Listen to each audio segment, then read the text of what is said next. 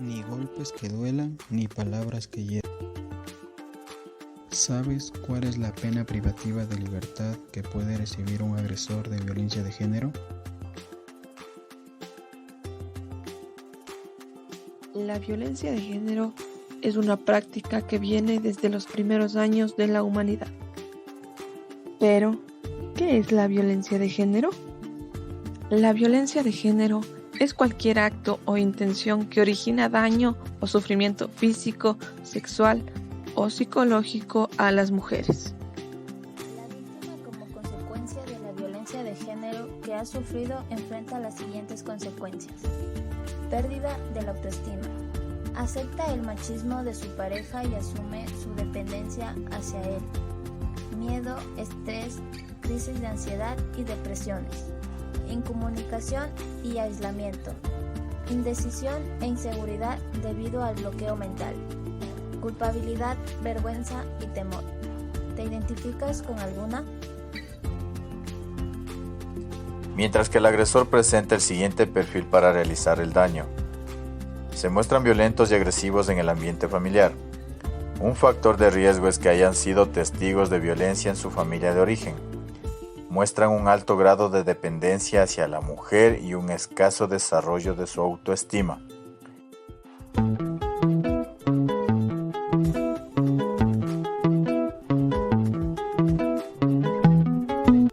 No asumen su violencia, ni la consideran un problema, tienden a justificarla y minimizarla. Suelen ser inseguros, celosos, dominantes y agresivos. Mantienen claras actitudes sexistas. No pertenecen a ninguna clase social, económico-cultural, ni religión ni grupo étnico determinado. ¿Reconoces alguna característica en tu pareja o en una persona cercana?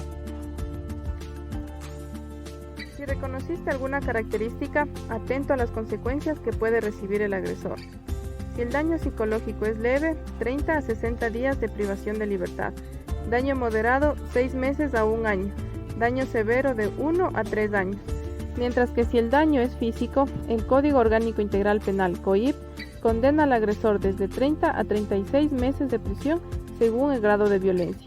Y si la violencia termina en femicidio, el agresor será sancionado con pena privativa de libertad de 22 a 26 años. Mujer, si has sido víctima de violencia de género, denuncia. Si te retienen, insultan, atacan, pegan o amenazan, no te confundas, eso no es amor. Si conoces a alguien que está siendo víctima de violencia de género, rompe el silencio. No te quedes de brazos cruzados. Actúa. Ella es María, licenciada en nutrición, sociable, deportista, alegre y carismática. Él es Pedro, ingeniero civil de profesión, un poco tímido, una persona agnóstica y con una infancia con violencia.